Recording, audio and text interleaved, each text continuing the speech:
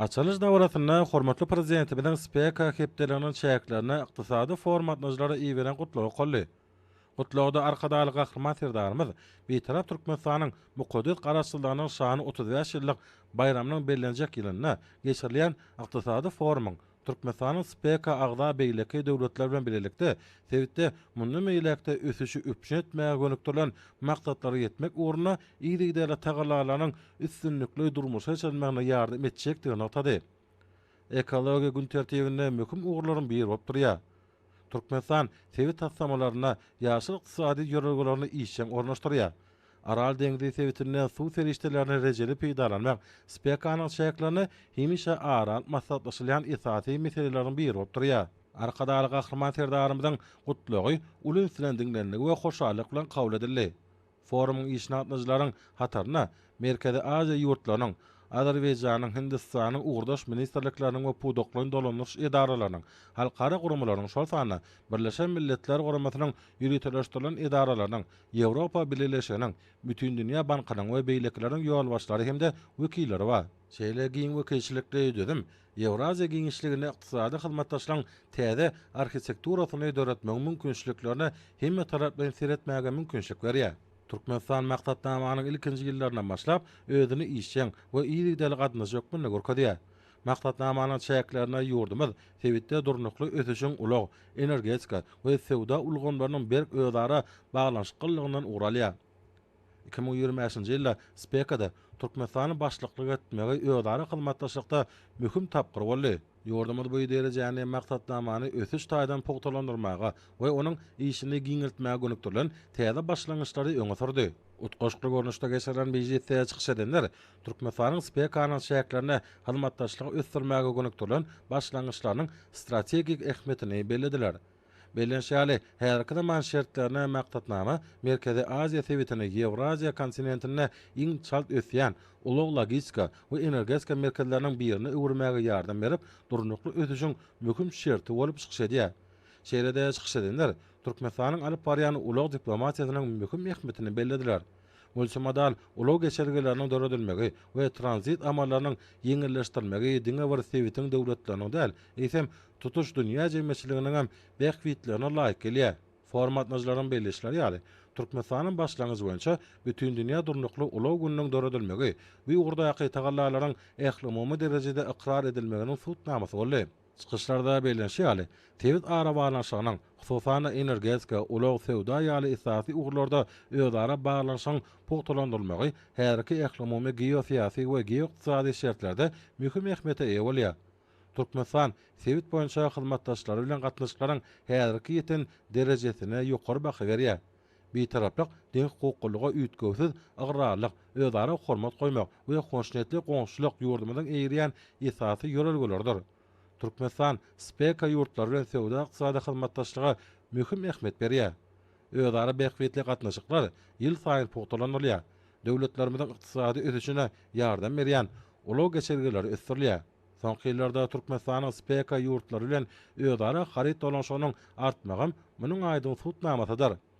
Speka Sewitine birlikdäki tagallalaryň utgaşdyrmagy we özara hyzmatdaşlaryň täze görnüşleriniň ösdürmegi, maýy goýumlaryň çekilmegi we innovasiýon işleriniň höwüslendirmegi, ykdysady hyzmatdaşlygy pogtalandyrmagy hemde birlikdäki tassamalary durmuşa geçirmek üçin mümkinçilikleri giňeltmäge ýardam berer. Aral maksatlaşmalaryň dowamyna sany transformasiýa we innovasiýon ösüş meselelerine aýratyn orun berildi. Mejlisatnaşlar gömrük we sewda amallaryna Birleşen Milletler Guramasynyň öňünde barajy standartlaryny ornaşdyrmagyň zerurdygyny bellediler. Maglumat alışmalaryň sanylaşdyrylmagy, ýük taşamalaryň netijeligini ýokarlandyrmak üçin esasy şertlaryň biri bolup çykyş edýär. Maýy meselelerini aral maksatlaşmagyň şäklerine mejlisatnaşlar spekanyň köp hyzmatdaşly garnasyny döretmek ähmiýetini bellediler. Bellenşäli Türkmen tarapynyň öňe sürýän bu ýokurwaly serhedisi başlangyçlary maliýe taýdan öpüşetmek üçin möhüm ugur bolar.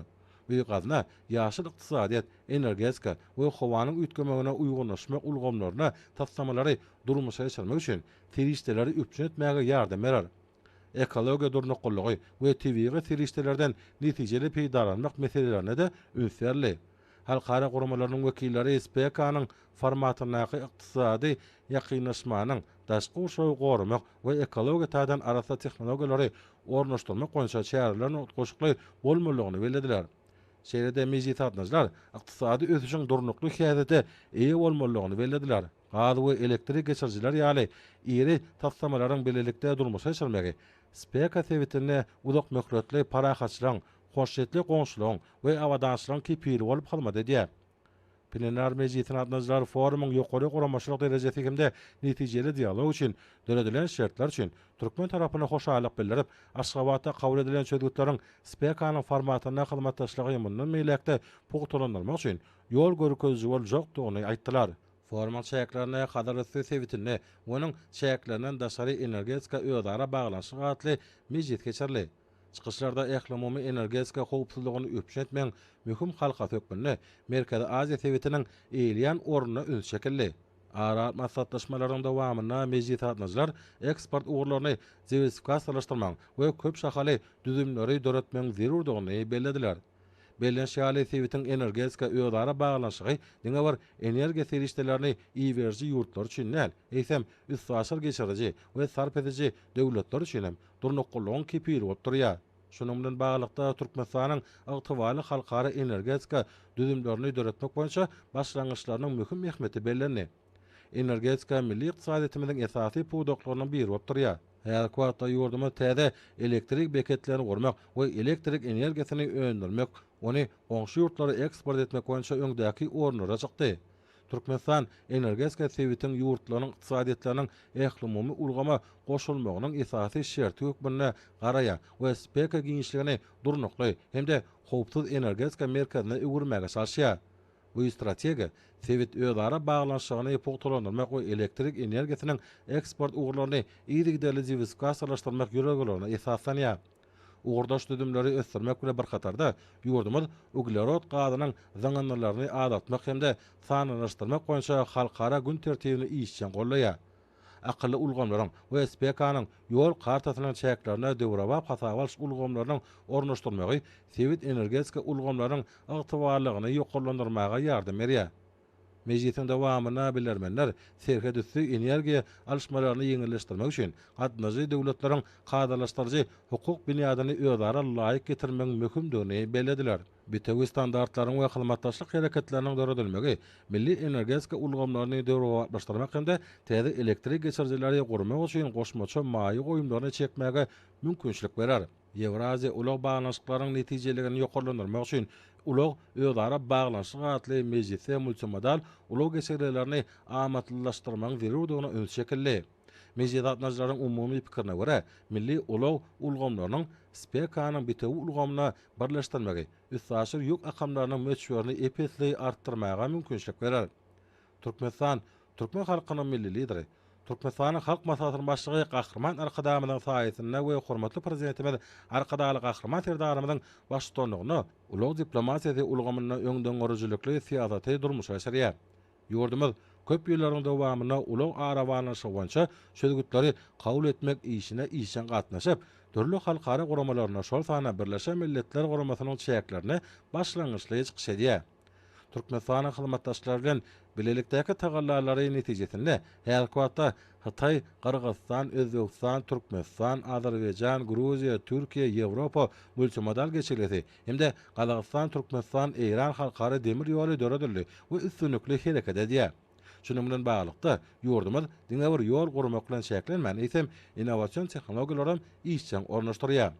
Şeýle-de mejlisin dowamyna serhetlerden geçiş amallaryny ýeňilleşdirmek we gümrük kanunçylygyny öýdara laýyk getirmek meselelerini öz şekilli. Bellen şäl ýükdaşamalaryň bütewi standartlaryny ornaşdyrmagy Merkezi Aziýany dünýä derejesindäki ygtybarly tranzit merkezine öwürmäge mümkinçilik berer. Soňra forum durnukly ösüşçi strategiýa garaş atly mowduklaryň mejlis bilen dowam etdi. Mejlisin şäklerini durnukly ösüş wagtda 2030-njy ýyla çenli gün tertibini durmuşa geçirmeň çemeleşmelerini işläp taýýarlamak meselelerini öňsürli. Bellen şäli sewda ulgamy ykdysady ösüşiň we integrasiýon ýagdaýlaryň hereketlendiriji güýji bolmak bilen durnukly ösüş maksatlaryny gazanmaň esasy şertleriniň biri bolup çykýar. Durnukly sewda ýöregleriniň durmuşa geçirmegi ykdysadyety diversifikasyallaşdyrmagy, sewit hyzmatdaşlygyny giňirtmäge, ulug logistika başlangyjyny ösdürmäge we milli ykdysadyýetleriň durnuklygyny ýokarlandyrmaga ýardam berýär. Beýik Ýüpek ýolunyň şatyryny ýerleşen Türkmenistan köpügürli halkara ulug logistika düzemini döretmäge gönükdirilen giň başöle milli we sewit taslamalaryny durmuşa geçirmek boýunça başlangyçlary işden öňe sürýär. Özara bekbetli sewda maýa goýum hyzmatdaşlyk daşary sewda gatnaşyklaryny mundan meýlekde ösdürmek üçin amatly şertlere döretmek, gatnaşyklary bu eksport ugurlaryny diversifikasyallaşdyrmak ýordamynyň ykdysady ösüşiniň möhüm ugurlary bolup durýar.